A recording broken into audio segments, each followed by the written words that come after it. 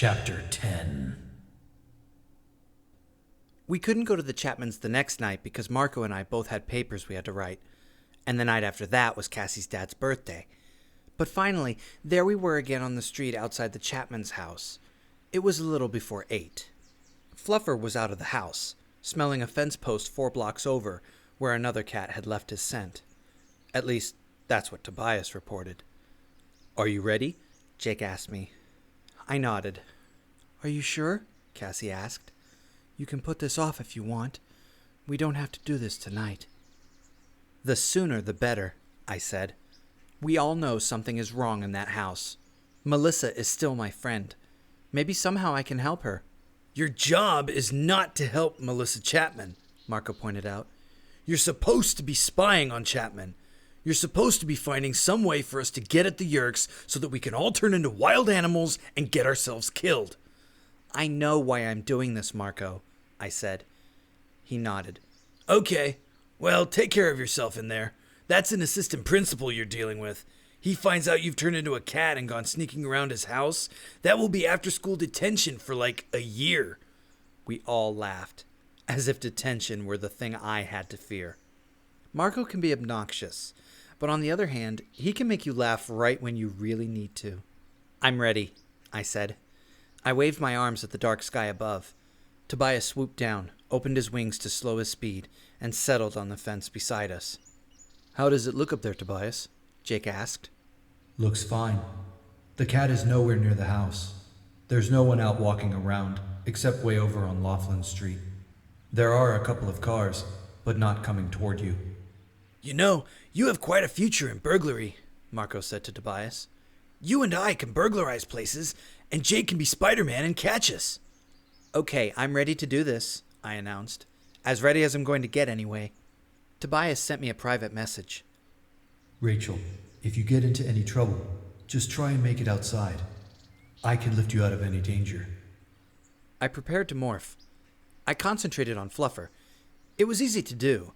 I had a very clear mental image of Fluffer dropping down out of that tree, ready to kill me when I was a shrew. Inside my own body, Fluffer's DNA was stored, ready to be used. All I had to do was concentrate. Concentrate. Each morphing is different, especially the first time, when you can't even think about controlling how it happens. Even Cassie can't control the first morph. In the case of Fluffer, it started with fur. Black fur came first, and then the white fur began to grow. The fur had almost completely grown in while I was still mostly human. I had luxurious fur on my arms, on my legs, on my face, fur and whiskers, with everything else pretty much the same.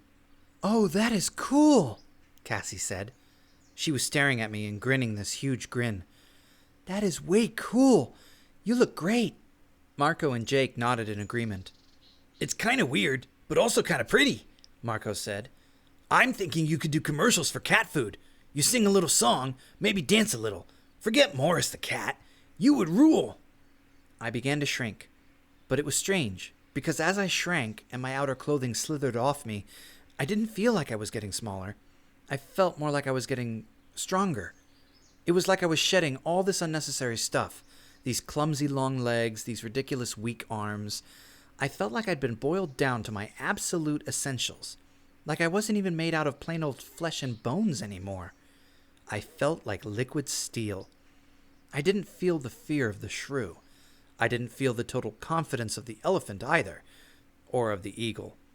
This was different. There was fear, sure, but underneath the fear was confidence. The cat knew there were enemies out there, but he also knew he could handle it. I felt tough. That was it. Tough. Then the cat's senses started sending messages to my brain. "Whoa!" I yelled in surprise. "Suddenly it isn't nighttime anymore. I mean, wow, talk about night vision." "A cat's vision at night is about 8 times stronger than a human's," Cassie said helpfully. I looked it up. 8 times? Marco repeated. Not 7 or 9? How do they measure that? But it wasn't just how well I saw that was strange. It was what I noticed. A human being will notice colors, for example. Now, a cat can see colors, more or less. He just isn't interested in colors. It's like, okay, that thing is red, who cares? What cats really notice is movement. If anything moves, even the tiniest bit, the cat sees it. I was standing there on the grass, looking around with my big cat eyes, and I saw nothing but movement. I saw every blade of grass that moved in the breeze. I saw every bug that crawled across those blades of grass.